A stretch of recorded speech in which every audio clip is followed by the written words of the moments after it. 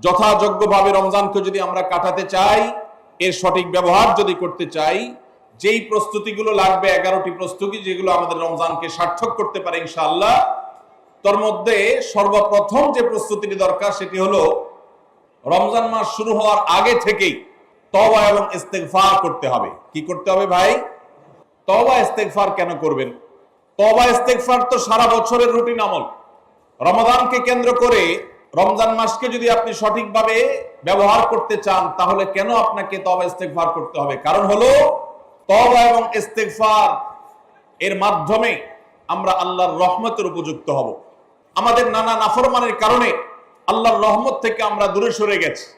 লানত অর্থাৎ রহমত থেকে দূরে সরে যাওয়া, এটার উপযুক্ত হয়ে গেছি অনেকে। এই জন্য ভাইরা, এখন থেকে রমাদানের প্রস্তুতির নিয়তে আল্লাহর কাছে তওবা করা, গুনাহ মাফ চাওয়া, ইস্তিগফার করা, জীবন পরিবর্তন করবার সংকল্প করা, এটা হবে আমাদের রমাদানের প্রথম প্রস্তুতি। চেষ্টা করব তো ইনশাআল্লাহ। প্রতিদিন যখনই তৌফিক হয় আল্লাহর সাথে একটু কথা বলবেন, আল্লাহ আমার সমস্ত গুনাহগুলো মাফ করে দিন, আমার নাফরমানি মাফ করে দিন, আমাকে আপনি ক্ষমা করে দিন। আমি যদি আপনার রহমতের জন্য কোনো কারণে অনুপযুক্ত হয়ে যাই, আমার কোনো বদবখতির কারণে, আমার কোনো কৃতকর্মের কারণে, তো আপনি সেগুলো মাফ করে দিন। এই যে দোয়া, এই দোয়া আপনাকে রমাদানে আল্লাহর ইবাদত বন্দেগী করার, আল্লাহর কাছে রোনাজারি করার, আল্লাহর কাছে ভালো আমল নিবেদন করার যে তৌফিক, এটার উপযুক্ত করে দিবে ইনশাআল্লাহ। তাহলে রমাদানের প্রস্তুতির প্রথমটি আমরা পেয়ে গেলাম, সেটা হলো আগের গুনাহ খাতাগুলো থেকে ইস্তিগফার করা, তওবা করা, ফিরে আসা। এর মধ্য দিয়ে রমাদানে ইবাদতের জন্য নিজেকে প্রস্তুত করব ইনশাআল্লাহ। চেষ্টা করা যাবে না ইনশাআল্লাহ। দ্বিতীয় প্রস্তুতি হলো রমাদান মাসে কোরআন এবং হাদিস সম্পর্কে যাদের মৌলিক ধারণা আছে, হাদিসে রাসূল সম্পর্কে যাদের একটু ঘাটাঘাটিও আছে, তারা জানেন 2-3টা আমল সম্পর্কে কোরআন এবং সুন্নাহর সবচেয়ে বেশি সংখ্যক ভাষ্য বর্ণিত হয়েছে। সবচেয়ে বেশি সংখ্যক, এত ফজিলতের, এত তাৎপর্যের, এত মর্যাদার হাদিস আর অন্য আমল সম্পর্কে সাধারণত দেখা যায় না। সেই কয়েকটি আমল যেগুলোর ফজিলত বিপুল পরিমাণ, যেগুলোর ফজিলত সম্পর্কিত হাদিসের সংখ্যা অনেক, সেই রকম আমলগুলোর মধ্যে থেকে অন্যতম আমল হলো এই রমাদান কেন্দ্রিক আমল, সিয়াম, রোজা, এগুলোর ফজিলত। তো আমাদের রমাদান কেন্দ্রিক প্রস্তুতি হিসাবে দ্বিতীয়ত যে কাজটি আমরা করতে পারি সেটি হলো এখন থেকেই রমাদান মাসের কি কি ফজিলত আছে, সিয়াম সাধনার কি কি ফজিলত আছে, রমাদানের কি কি আমল আছে, বিশেষ করে ফজিলত এবং মর্যাদার কথাগুলো আলোচনা শুরু করা। এখন থেকে বাসা বাড়িতে গোল হয়ে কোন নির্দিষ্ট বইকে কেন্দ্র করে পাঠচক্র হতে পারে, গ্রুপ স্টাডি হতে পারে, পর্যালোচনা হতে পারে যে রমাদান মাসের কি কি মাহাত্ম্য আছে, এক একজন এক একটা বললেন। এই আলোচনা পর্যালোচনার মধ্য দিয়ে মনোজগতে রমাদানের জন্য এক ধরনের প্রস্তুতি, এক ধরনের আবহ তৈরি হবে ইনশাআল্লাহ। এজন্য দ্বিতীয় প্রস্তুতি হিসাবে আমরা এই কাজটি ইনশাআল্লাহ করব, সেটা হলো রমজানের ফজিলত, রমজানের মর্যাদা, সিয়ামের ফজিলত, অন্যান্য আমলের উপকারিতা, সেগুলো নিয়ে আমরা বেশি বেশি পর্যালোচনা করব। যত বেশি আপনি আগে থেকে পর্যালোচনা করবেন, রমাদানের প্রতি আপনার তৃষ্ণা, সিয়াম সাধনার প্রতি আপনার ভেতরে আকাঙ্ক্ষা, প্রত্যাশা এবং প্রতীক্ষা, এটা আপনার মধ্যে বাড়তে থাকবে এবং রমাদানের প্রতিটা মিনিটকে কাজে লাগাবার জন্য তাগাদা আপনার ভিতরে অনুভব হবে ইনশাআল্লাহ। তৃতীয় প্রস্তুতি হলো আমাদেরকে প্রতিজ্ঞা করতে হবে এই রমাদানে আমরা নেক আমল করবই করব এবং কোন আমল, কোন ভালো কাজ, কোন সুন্নাহ, এটা করার ব্যাপারে কোনো প্রকার অলসতা করব না। কারণ ভাইরা আমার, রমজান মাস পেয়েও যদি আল্লাহর কাছে কেউ ক্ষমা না পায়, একটা প্রসিদ্ধ হাদিস আপনারা সবাই কম বেশি শুনেছেন যে নবী সাল্লাল্লাহু আলাইহি ওয়াসাল্লামের কাছে জিবরিল এসেছে, এসে বলেছেন বাউদা মান আদরাকা রমাদান ফালাম ইগফার লাহ, যে ব্যক্তি রমজান পেয়েছে অথচ রমজানের এই বিশাল সুবর্ণ সুযোগকে কাজে লাগিয়ে সে তার জীবনের সব গুনাহগুলো মাফ করাইতে পারে নাই, সে আল্লাহর কাছ থেকে মাগফিরাত আদায় করে নিতে পারে নাই, সে জাহান্নাম থেকে মুক্ত এই ঘোষণা সে আদায় করতে পারে নাই, অথচ সে রমজান মাস পেয়েছে, এর চাইতে হতভাগা আর কে হতে পারে? তা সে ধ্বংস হোক, এই বদদুআয় নবী সাল্লাল্লাহু আলাইহি সাল্লাম আমিন বলে সমর্থন জানিয়েছেন, সায় দিয়েছেন। এজন্য ভাইরা, রমজান মাস এসেছে কিন্তু আমল ইবাদত হয় নাই, রমজান মাস এসেছে আবার চলে গেছে কিন্তু আমার গুনাহ আল্লাহর কাছ থেকে মাফ করাতে পেরেছি বলে আমার বুক সায় দেয় না, তাহলে এর চেয়ে বড় হতভাগা, এর চেয়ে বড় কপাল পড়ার কেউ হতে পারে না। রমজানের আমল ইবাদত, রমজানের নেক আমল, রমজানের দোয়া, রমজান মাসের চোখের পানি ফেলা, এটা ভাইরা শুধুমাত্র নিজের প্রেরণার জায়গা থেকে শুধুমাত্র সব আহরণের জন্যই নয়। এটা যদি না করি তাহলে জিবরিলের বদদোয়া, নবীজি সাল্লাল্লাহু আলাইহি সাল্লামের বদদোয়া, আল্লাহর পক্ষ থেকে ধ্বংস হওয়ার পরোয়ানা, এগুলো অনিবার্য হয়ে যাবে। এই কথা চিন্তা করে এখন থেকে রমাদান কেন্দ্রিক প্রস্তুতির অংশ হিসাবে আমাদেরকে প্রতিজ্ঞা করতে হবে, এইবারের রমাদানের প্রতিটা দিন আমি আল্লাহর কাছে চোখের পানি ফেলে একটা নির্দিষ্ট সময় কান্নাকাটি করব, আমার গুনাহ খাতাগুলোকে মাফ করাবো। জাহান্নামীদের তালিকা আমার নাম যদি কোনো কারণে যেয়ে থাকে, আমি এমন ভাবে রোনাজারি করব, এমন ভাবে ইস্তেগফার করব, এমন ভাবে চোখের পানি ফেলবো, একান্তে নীরবে আল্লাহর সাথে কথা বলবো, যেন আমার সমস্ত গুনাহগুলো মাফ হয়, জাহান্নামীদের তালিকা থেকে যেন আমার নাম কেটে যায়। এর জন্য ভাইরা এখন থেকে প্রতিজ্ঞাটা করতে হবে। প্রস্তুতি হলো, কাজ হবে রমজানে, কিন্তু প্রতিজ্ঞা হবে এখন থেকে যে আমি কোনোভাবে এইবারের রমজানের সুযোগ আর হাতছাড়া করব না ইনশাআল্লাহ। তাহলে 3 নম্বর হলো যে রমজান কেন্দ্রিক সমস্ত আমলগুলো করব, আল্লাহর কাছে তওবা ইস্তেগফার করে নিজের গুনাহগুলোকে মাফ করায়া ছাড়বো, জাহান্নাম থেকে মুক্তি তথা নাজাত এটা নিজের করে নেব। এই মর্মে প্রতিজ্ঞাটা এখন থেকে, যেই কয়দিন রমজান আসতে সময় আছে, প্রতিদিন আমাকে নবায়ন করতে হবে। প্রতিজ্ঞা আজকেরটা যেভাবে হবে, কালকেরটা আরো স্ট্রং হবে, তারপরের দিন আরো স্ট্রং হবে। প্রতিদিন আমি স্বপ্ন লালন করব কবে রমাদান শুরু হবে, আর আমি আল্লাহ রাব্বুল আলামিনের কাছে রমাদানের এই সমস্ত ইস্তেগফার, তওবা, আমল এগুলোকে নিবেদন করতে থাকবো। চেষ্টা করা যাবে না ইনশাআল্লাহ। 4 নম্বর যে প্রস্তুতিটা আমাদের নিতে হবে সেটা হলো, যদি আগের রমজানের কোনো রোজা কারোর কাজা থাকে, এই রমজান আসার আগে আগে শাবান মাসের মধ্যেই সেই কাজাগুলো আদায় করে ফেলা উচিত। আম্মা জান আয়েশা রাদিয়াল্লাহু তাআলা আনহা বলেছেন, নারী হিসাবে রমাদান মাসে যে কয়েকটা রোজা ভাঙতি পড়ে, নবীজি সাল্লাল্লাহু আলাইহি সাল্লাম রমাদান পরে পুরো সময়টা তার কাছে থাকার কারণে তিনি সেই রোজাগুলো রাখার সুযোগ সেভাবে পেতেন না। স্বামীর হকের কথা মাথায় রেখে রোজাগুলো রাখতেন না। এবং শাবান মাস আসলে নবীজি সাল্লাল্লাহু আলাইহি সাল্লাম নিজেও বেশি বেশি নফল রোজা রাখতেন। মা আয়েশা রাদিয়াল্লাহু তাআলা আনহা বলেছেন যে তিনিও তার রমজানের বাকি রোজা যেগুলো ছিল ভাঙতি রোজা, সেগুলো তিনি রেখে ফেলতেন।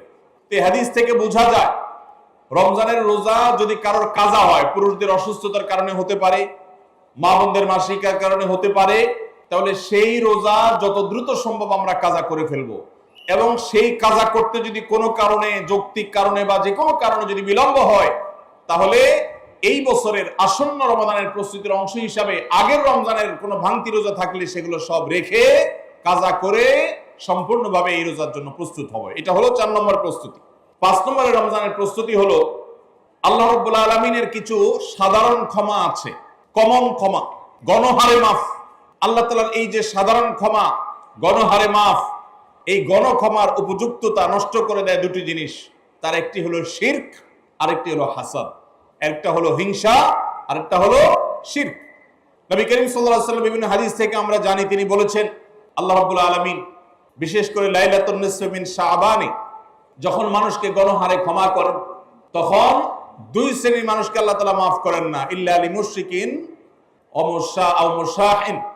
তবে যদি মুশরিক আর মুশাহিন থাকে, শত্রুতা করে, হিংসা করে অন্যের প্রতি, এইরকম মানুষ যদি থাকে, তাদেরকে আল্লাহ তাআলা সাধারণ ক্ষমা আওতায় আনেন না। রমাদানে আল্লাহ তাআলা প্রতিদিন বহু মানুষকে সাধারণ ক্ষমা করেন। রমজান যখন কাছে আসে, সে দশক আসে, তখন সাধারণ ক্ষমার পরিমাণ বেড়ে যায়। নবী সাল্লাল্লাহু আলাইহি সাল্লাম বলেছেন, ওয়ালিল্লাহি উতাকাউ মিনান নার ওয়া যালিকা ফি কুল্লি লাইলা। রমজানের প্রত্যেক রাতে বহু মানুষকে আল্লাহ তাআলা জাহান্নাম থেকে মুক্ত ঘোষণা দিয়ে দেন। অমুক জাহান্নাম থেকে মুক্ত, অমুকের ছেলে অমুক জাহান্নাম থেকে মুক্ত, অমুকের ছেলে অমুক, তার নাম জাহান্নামের তালিকা থেকে কাটা, জান্নাতের তালিকা চলে আসবে। অসংখ্য মানুষকে এভাবে এই সুযোগ আল্লাহ তাআলা দান করেন। যারা শিরকে লিপ্ত, সেটা যেই কোনো ধরনের শিরক হোক, কবরকে যারা সিজদা করে, মাজারকে যারা পুজো করে, জীবিত মৃত মানুষকে যারা সিজদা করে, কবরে যারা প্রার্থনা করে, সেখানে যারা সন্তান চায়, ব্যবসার উন্নতি চায়, যত প্রকার শিরক আছে কবর কেন্দ্রিক এগুলাতে লিপ্ত হয়, অথবা এর বাইরে আরো যত রকমের শিরক গোটা দুনিয়াতে আছে, কোন প্রকার শিরকে যখন মানুষ লিপ্ত হয়, তখন এই ব্যক্তি আল্লাহ তাআলার সাধারণ ক্ষমার উপযুক্ত আর থাকে না। এই জন্য ভাইরা, রমজানের প্রস্তুতির অংশ হিসাবে 5 নম্বরের যে প্রস্তুতি আমরা গ্রহণ করব সেটা হলো, আল্লাহ তাআলা যেহেতু রমজানে অনেককেই সাধারণ ক্ষমা করবে, আমি যেন সেই সাধারণ ক্ষমা প্রাপ্ত সৌভাগ্য মানুষদের তালিকায় ঢুকতে পারি, সেজন্য আমার অন্তর থেকে হিংসাকে ধুয়ে মুছে সাফ করে ফেলতে হবে।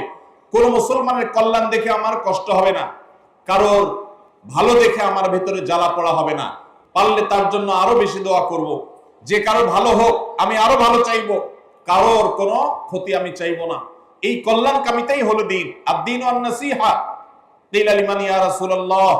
ক্বালা লিল্লাহি ওয়া লিরাসূলিহি ওয়া লিআম্মাতিল মুসলিমিনা ওয়া আইম্মাতিহিম। নবী সাল্লাল্লাহু আলাইহি সাল্লাম বলেছেন, ধার্মিকতা, দিনদারিতা কিসের নাম? ধার্মিকতা হলো কল্যাণ কামিতার নাম। আল্লাহ রাব্বুল আলামিনের আদেশ নিষেধ মেনে চলা, নবী সাল্লাল্লাহু আলাইহি সাল্লামের আদেশ নিষেধ মেনে চলা, এটাই হলো তাদের জন্য কল্যাণ কামিতা। আর সকল স্তরের সাধারণ মানুষের কল্যাণ চাওয়া, কারোর ক্ষতি না চাওয়া, এটাই হলো দিনদারিতা। যে ব্যক্তি কারোর ক্ষতি চায়, যে মুসলমান আরেক মুসলমানের ভালো দেখলে তার ভেতরে জ্বালা পোড়া করে, অস্থিরতা আসে, সে ভালো মুসলমান না, সে হিংসুক, তার ভিতরে কবিরা গুনাহ আছে। এজন্য রমাদান মাসে আল্লাহর সাধারণ ক্ষমা পেতে হলে অন্তরকে এখন থেকে পরিচ্ছন্ন করতে হবে, চোখটা বন্ধ করে মনে রাখতে হবে, স্মরণ করতে হবে, আমার আশেপাশে এমন কে আছে যার কল্যাণ দেখলে আমার সহ্য হয় না, যার ভালো দেখলে আমার ভিতরে জ্বালা পোড়া করে, যার সুসংবাদ শুনলে আমার ভিতরে খারাপ লাগা কাজ করে, তাহলে বুঝতে হবে তার প্রতি আমার হিংসা আছে। আল্লাহর জন্য নিজের হিংসা থেকে পরিচ্ছন্ন হয়ে অন্তরকে ধুয়ে সাফ করে তারপরে রমজানের সাধারণ ক্ষমার জন্য উপযুক্ত করতে হবে এখন থেকে। ঠিক একইভাবে আমি আমার কথায়, আমার কাজে, আমার বিশ্বাসে কোনো মাধ্যমে আল্লাহর সঙ্গে শিরক করছি কিনা, আরশের মালিকের সাথে শিরক করছি কিনা, আল্লাহ বলেছেন, ইন্নাল্লাহা লা ইয়াগফিরু আন ইউশরাকা বিহি ওয়া ইয়াগফিরু মা দুনা যালিকা লিমান ইয়াশা। আল্লাহর সঙ্গে শিরক করা হলে এটা আল্লাহ মাফ করবেন না। শিরকের অপরাধ এটা যদি কেউ করে তওবা ছাড়া মারা যায়, আল্লাহ তাআলা এই অপরাধ ক্ষমা করবেন না, এটা আল্লাহ আগে থেকে দেওয়া ঘোষণা। কোরআনে আল্লাহ আরো বলেছেন, লোকমান হাকিমের উদ্ধৃতি দিয়ে, ইন্নাশ শিরকা লা যুলমুন আযীম, তিনি তার সন্তানকে উপদেশ দিতে গিয়ে বলেছিলেন যে ইন্নাশ শিরকা লা যুলমুন আযীম, শিরক সবচেয়ে বড় অপরাধ। এজন্য ভাইরা, শিরক থেকে পরিচ্ছন্ন না থাকলে রমাদানের কোন ইবাদত, কোন আমল আমাদের কাজে আসবে না। এজন্য রমজানের প্রস্তুতি হিসেবে শিরক এবং হিংসা থেকে অন্তরকে পরিচ্ছন্ন করা, পবিত্র করা, এটা হলো আমাদের পঞ্চম প্রস্তুতি। নাম্বার 6, বিগত রমজান যেগুলো আমাদের জীবনে এসেছে, সেই সমস্ত রমাদানে কেন আমার আমল ইবাদত হয় নাই? রমজান আসার আগে নিয়ত করছি কোরআনটা খতম দিব, কিন্তু দিতে পারি নাই। রমজান আসার আগে নিয়ত করেছিলাম এই বছর একটা তারাবিও মিস করব না, কিন্তু অনেকগুলো মিস হয়ে গেছে। রমজান আসার আগে নিয়ত করেছিলাম এই বছর রমজান থেকে ধূমপান করা ছেড়ে দিব, কিন্তু অনেকে ছাড়তে পারেন নাই। রমজান আসার আগে নিয়ত ছিল এই বছর রমজানে একটা খারাপ জিনিসও মোবাইলে, টিভিতে দেখবো না, কিন্তু সেই প্রতিশ্রুতি রাখতে পারি নাই। কেন পারি নাই? বিগত রমজানের সমস্ত আমলনামা নিয়ে বসতে হবে এখন থেকে, শাবান থেকে, আজকে থেকেই, যে আমার গত রমজানে আমল ইবাদতের ক্ষেত্রে প্রতিবন্ধকতা, বাধাগুলো কি কি ছিল, একটা একটা করে সম্ভব হলে লিখে ফেলবেন। নাম্বার 1, আমি তারাবিটা নিয়মিত পড়তে পারি নাই, কারণ অমুক অমুক বন্ধুর সাথে আড্ডায় যেতে হয়েছে, তাহলে এটা আমার একটা বাধা। আমি হারাম জিনিস থেকে বেঁচে থাকবো, কিন্তু পারি নাই, কেন? কারণ ফেসবুকে ঢুকছে একটা কাজে, সেখান থেকে আমার আরো 5টা অকাজ করা লাগছে, তাহলে এটা আরেকটা কারণ, ফেসবুক। এভাবে একটা একটা করে আপনি যদি কারণ লেখেন, লেখার পর আসন্ন রমাদানকে অর্থবহ এবং সার্থক করবার স্বার্থে এবং প্রয়োজনে সেই চিহ্নিত কারণগুলো একটা একটা ধরে হিম্মত করে, সৎসাহস করে আল্লাহকে সন্তুষ্ট করবার আশায় ছুঁড়ে ফেলে দিতে হবে নিজের জীবন থেকে। এই সংকল্প এবং এই কাজটা যদি আপনি করতে পারেন, তাহলে ইনশাআল্লাহ আপনি দেখবেন আপনার এই রমজান আপনার জীবনের শ্রেষ্ঠ রমজান হয়েছে। ভাইরা আমার, বহু সাহাবী আছেন, তাদের জীবনে রমজান মাত্র পেয়েছেন একটা রমজান পেয়েছেন, এরপরে রমজান আসার আগে হয়তো জিহাদের ময়দানে গিয়ে শাহাদাত বরণ করেছেন। আর আমরা জন্মসূত্রে মুসলমান হওয়ার সুবাদে এক একজন মানুষ 20টা, 30টা, 40টা, 50টা রমজান আমরা পেয়েছি। দুর্ভাগ্য আমাদের, সাহাবা একরাম মাত্র 2, 4, 5টা রমজান পেয়ে তাদের জীবনকে যেই পর্যায়ে নিয়ে গেছেন, আমরা বেশিরভাগ মানুষ জীবনে 30, 40, 50টা রমজান পেয়েও আমাদের জীবনকে সেই পর্যায়ে নিতে পারি নাই। ভাইরা আমার, এই জন্যই আসন্ন রমাদানকে সঠিকভাবে ব্যবহার করবার জন্য আমাদের বিগত রমজানগুলোর সমস্ত সমস্যাগুলোকে চিহ্নিত করতে হবে। কি কি কারণে আমি এর আগের রমজানগুলো সঠিকভাবে কাজে লাগাতে পারিনি, ব্যবহার করতে পারিনি, সেগুলো একটা একটা করে দূর করতে হবে। যেমন সোশ্যাল মিডিয়া, ফেসবুক, ইউটিউবের আসক্তি, এটা আমার আগের বছর রমাদানের যে ইবাদত, এটার ক্ষেত্রে প্রতিবন্ধকতা ছিল। তাহলে এই বছরের ইবাদতের প্রস্তুতির অংশ হিসাবে এই সোশ্যাল মিডিয়া, ফেসবুক আমার মোবাইল থেকে আনইনস্টল করে ফেলতে হবে। চেষ্টা করা যাবে না ইনশাআল্লাহ? ভাইরা আমার, যদি ফেসবুক আমার আমল ইবাদতের প্রতিবন্ধকতা তৈরি করে, তাহলে ফেসবুককে আল্লাহর জন্য কোরবানি করবেন রমজান মাস উপলক্ষে। কারা কারা প্রস্তুত আছেন হাত তোলেন। বুঝে শুনে হাত তুলছেন? বুঝে শুনে হাত তুলছেন? আল্লাহ এই হাতগুলোকে সবগুলোকে কবুল আর মঞ্জুর করুন। যুবক ভাইরা, আপনারা ফেসবুক মোবাইল থেকে আনইনস্টল করার নিয়ত করছেন, এটার মানে কিন্তু আপনারা এক একজন আল্লাহর রাহে কোরবানি হওয়ার নিয়ত করছেন। প্রস্তুত আছেন তো ইনশাআল্লাহ? নিজেদের কোরবানি করার জন্য প্রস্তুত আছেন তো ইনশাআল্লাহ? আল্লাহ তাআলা আমাদেরকে তৌফিক দান করুন। ভাইরা আমার, রমাদানের 6 নম্বর প্রস্তুতির অংশ হিসেবে যে কাজটি করতে হবে বলছিলাম, সেটা হলো আমাদের সমস্যাগুলো কি কি হয়েছে সেগুলো চিহ্নিত করে সেগুলো দূর করতে হবে। আর 7 নম্বর প্রস্তুতির অংশ হিসেবে আমরা যেটি করব সেটা হলো রমাদান কেন্দ্রিক সমস্ত আহকাম এবং মাসাইল, বিধিবিধানগুলো আমাদের শিখে ফেলতে হবে। এটা রমজানের প্রস্তুতি। আমাদের দেশে অনেক মসজিদে ইমাম সাহেবরা তালিম করেন রোজা ভঙ্গের কারণ কি, রোজা মাকরুহ হওয়ার কারণ কি, রোজার জন্য ক্ষতিকর বিষয়গুলো কি কি, এগুলো রমজান মাসে বিভিন্ন নামাজের পরে তালিম করেন। এটা একটা ভালো চেষ্টা, কিন্তু এই কাজটা যদি আমরা শাবান মাস থেকে নিজস্ব উদ্যোগে করি সেটা হবে আরো ভালো চেষ্টা। কথা কি বুঝে আসছে ভাই? তাহলে রমজান আসার আগে থেকেই আমরা মাসাইলের তালিম, মাসাইলের শিক্ষা, জ্ঞান অর্জন, রমজানের বিধিবিধানগুলো আমরা জানার চেষ্টা করব। এটা হবে পার্ট অফ প্রিপারেশন ফর রমাদান। রমজানের জন্য প্রস্তুতির অংশ হিসাবে আমাদের এখন থেকে রমজান এবং সিয়ামের মাসাইলগুলো জানতে হবে। আল্লাহ আমাদের সবাইকে আমলের তৌফিক দান করুন। 8 নম্বর হলো রমজানে যে আমলগুলো করবেন এখন থেকে সেগুলোর ওয়ার্ম আপ এবং রিহার্সেল শুরু করে দিবেন, প্রস্তুতি শুরু করে দিবেন, চর্চা শুরু করে দিবেন। কারণ মানুষ দাঁড়ানো অবস্থায় হঠাৎ করে জোরে দৌড় দিতে পারে না। একটা গাড়ি সেটা দাঁড়ানো অবস্থায় হঠাৎ করে 100, 150, 110, 20 গতিতে চলতে পারে না। প্রথম 10, 20 হয়, এরপরে 40, 60 হয়, এরপর আস্তে আস্তে 100 বা 110, 20 হয়। এই জন্য রমজান মাসে যদি আপনি বিপুল পরিমাণ ইবাদত করতে চান, অনেকে আছেন অপেক্ষা থাকেন রমজানের চাঁদ উঠলে সব শুরু করব। এদের দ্বারা জীবনে কিছুই হয় না। যারা আসলেই রমজানে কিছু করতে চায় তারা এখন থেকে শুরু করবে। রমজানে আমরা রোজা রাখবো, নবী সাল্লাল্লাহু আলাইহি সাল্লাম শাবান থেকে নফল রোজা রাখার অভ্যাস শুরু করতেন। রমজানে আমরা দোয়া করব, এখন থেকে দোয়া রিহার্সাল শুরু করা, প্রস্তুতি শুরু করা। যে কোনো গুরুত্বপূর্ণ কাজের আগে মহড়া শুরু হয়, তারপরে মূল কাজ শুরু হয়। এই জন্য শাবান মাস থেকে আমাদের প্রস্তুতি চলতে হবে। চেষ্টা করা যাবে না ইনশাআল্লাহ? তাহলে 8 নম্বরের প্রস্তুতি হলো যেই আমলগুলো রমজানে করব সেগুলোর রিহার্সেল, সেগুলোর প্রস্তুতি, ওয়ার্ম আপ এখন থেকে শুরু হবে। নাম্বার 9, রমজান মাসের দিন এবং রাত যেভাবে কাটাবেন তার জন্য একটা প্ল্যান করে ফেলবেন, সুন্দর করে একটা স্কেডিউল করে ফেলবেন, রুটিন করে ফেলবেন যে আমি কোরআন তেলাওয়াতটা কোন সময় করব। দিনের কোন সময়টাতে আমি কোরআন তেলাওয়াতের জন্য টাইম বরাদ্দ রাখলে সেটা মিস হবে না। হতে পারে ঘুমানোর আগে, হতে পারে ফজরের পরে। কোন টাইমটা আমার সবচেয়ে কোরআন তেলাওয়াতের জন্য নিরাপদ টাইম সেটা আমি ফিক্স করব। এই ঠিক একইভাবে আমি আল্লাহর কাছে রোনাজারের জন্য ভালো সময় কোনটা সেটা ঠিক করব। রমাদানকে অর্থবহ করবার জন্য আপনার প্ল্যান করতে হবে আগে থেকে, সেটা এখন থেকেই, যে আপনি কখন কোন কাজটা করবেন, কোন আমলটা করবেন, কোন ভালো কাজটা করবেন। এগুলো যদি আগে থেকে প্ল্যান হয় দেখবেন কাজটা করা সহজ হয়েছে। নাম্বার 10, রমাদানের প্রস্তুতির অংশ হিসাবে চাঁদ দেখার চেষ্টা করতে হবে। চাঁদ দেখা, আজকাল চাঁদ দেখার আমলটা বিলুপ্ত হয়ে গেছে, অনেকটাই হারিয়ে যাচ্ছে। চাঁদ দেখা কমিটি ছাড়া সাধারণ মানুষ চাঁদ দেখতে আমরা ভুলে গেছি। আমরা চাঁদ দেখি কিন্তু ফেসবুকে, আকাশে না। চাঁদ কি ফেসবুকে দেখবেন না আকাশে দেখবেন? নবীজি বলেছেন সুমু লিরুইয়াতিহি ওয়া আফতিরু লিরুইয়াতিহি, তোমরা রোজা রাখো চাঁদ দেখে, আবার ঈদও করো চাঁদ দেখে। এইজন্য 29শে শাবান পশ্চিম আকাশে চাঁদ খোঁজার চেষ্টা করবেন সন্ধ্যার সময়। চেষ্টা করবেন না ইনশাআল্লাহ? চেষ্টা করে যদি চাঁদ দেখতে নাও পারেন তারপর আপনি সওয়াব পাবেন। আর যদি চাঁদ দেখেন তাহলে দোয়া করবেন আল্লাহুম্মা আহিল্লাহু আলাইনা বিল ইয়ুমনি ওয়াল ঈমান ওয়াস সালামাতি ওয়াল ইসলাম রাব্বি ওয়া রাব্বুকাল্লাহ। হে আল্লাহ, এই চাঁদকে আপনি বরকত এবং ঈমান দিয়ে আমার জন্য পরিপূর্ণ করে দিন। এই মাস আমার জন্য নিরাপদ এবং ইসলাম দিয়ে পরিপূর্ণ করে দিন। হে চাঁদ, তোমার আর আমার পালনকর্তা একজন আল্লাহ। অতএব এই চাঁদ দেখার চেষ্টা করব। এটাও রমাদানের প্রিপারেশন, রমাদানের প্রস্তুতির অংশ।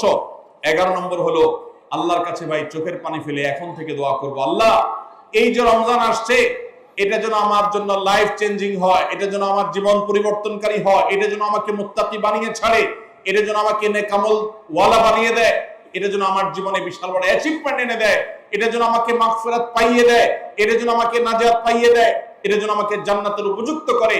এই রমজান যেন আমাকে জাহান্নামীদের তালিকা থেকে আমার নামকে কাটানোর নিশ্চয়তা এনে দেয়। সেইভাবে রমজানকে কাটাবার জন্য আপনি তৌফিক দান করুন।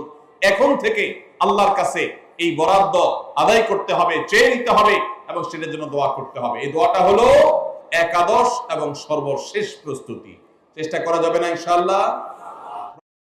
আস-সুন্নাহ ফাউন্ডেশন, উম্মার স্বার্থে সুন্নাহর সাথে।